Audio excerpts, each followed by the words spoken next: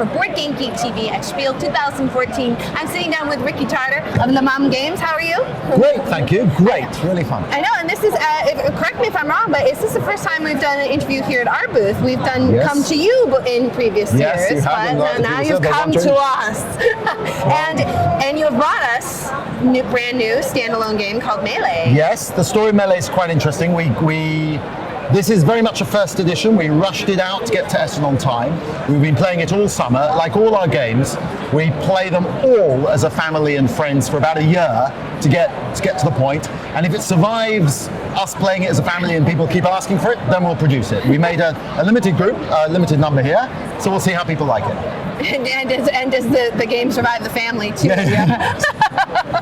Yeah, it does. Well, some have failed. Well, fair enough. So what are we trying to accomplish in Melee? Okay, the key of Melee, what I was trying to get done was to create a multiplayer war game. The one thing about all our games is we like very interactive games. We like short, interactive games with a lot going on. Right.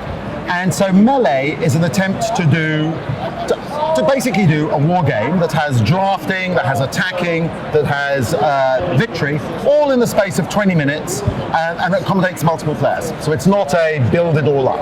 And we've taken a couple of themes that we like.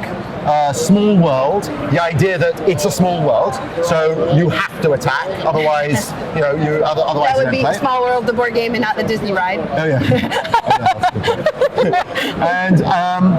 And we've made a fairly simple interactive board game which has an element of bluff and interaction and can be very short depending on how it goes and has a lot of swings and roundabouts to it. In fact, when we play it here, there are often times in the game where at any moment one person can win and it's all in the air and then suddenly a castle falls in its center.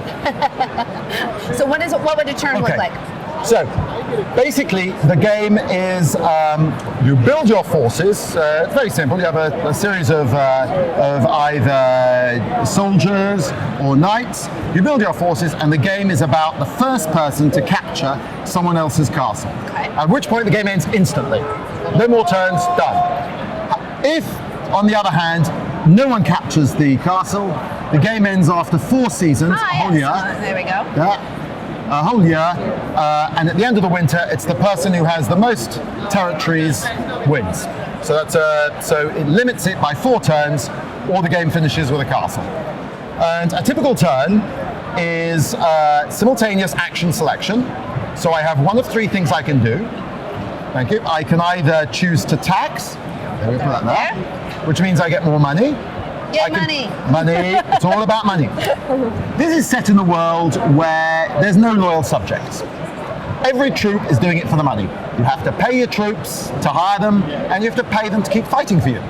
Without money, you ain't going anywhere. So taxing is the simplest action, you just get more money. So you would just get 3 more money. 1, 2, 3.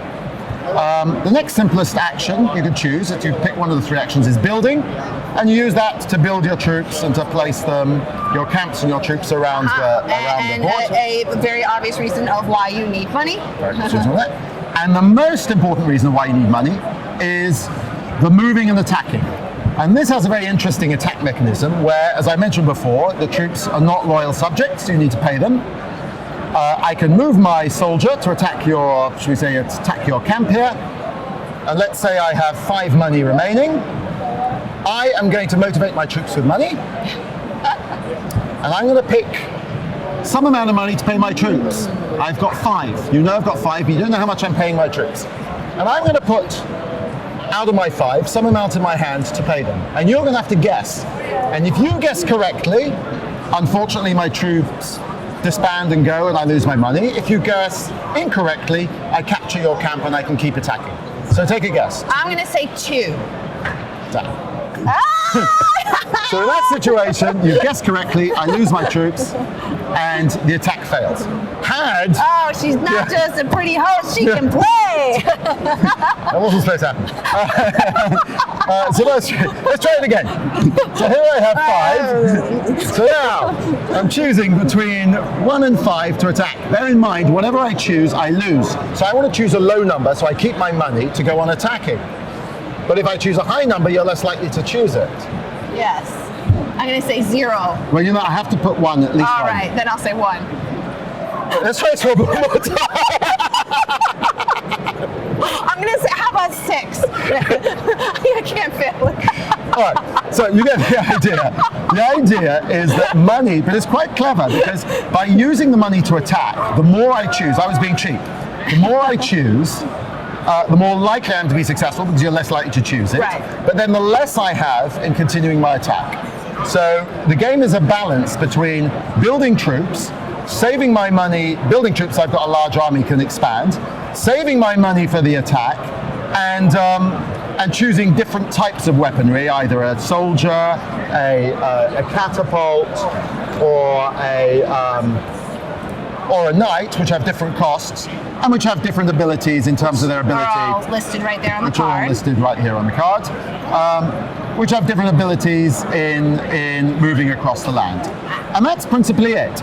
The game, as I say, plays over four periods, and it ends either suddenly when I succeed in my attack, or ends with the biggest production at the end.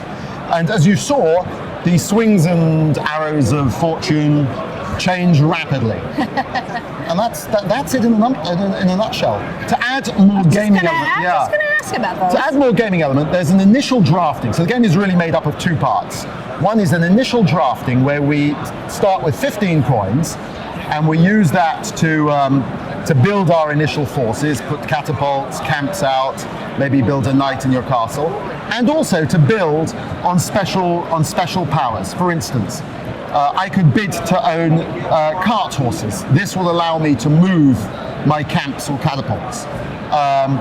I could bid on castle stores. This allows more income to be generated every turn. And there are 20 different special powers, 5 of which occur in each game. And so the game starts with us analyzing, okay, how am I going to build my forces? What's my strategy going to be here? Am I going to go for increased income so I can accumulate money and then go for a big charge? Am I going to build stronger soldiers, or am I going to build greater defense? And that's it in the key. Now, I've noticed the box seems to come with a second map. Oh yes, this is as I said, this is a game for 2. It's a 2-player map. 3, you're seeing a 3-player map, or flip it over, 4-player map. So you have enough territory, enough castles exactly. too. And with 4 players, you have areas that generate income as well. So if I end up owning this area, it generates income. That's it. Like all our games, there's a high level of interaction. I mean, as you saw it, it's all about attacking. Attacking is stronger than defense. And you're analyzing how much is he going to spend, and I'm trying to figure out, can I get away with less or more in the attack? And so there's an element of bluff. That's it. Well, and Ricky, thanks for showing us Melee. The last thing I'm saying is, as I said, it's a limited run. We're just going to see how people like it. We've enjoyed it all summer. If it's great, maybe we'll do another print run. But it's been turning out. People have been loving it. So we'll see. All right, fingers crossed. Thank you very much.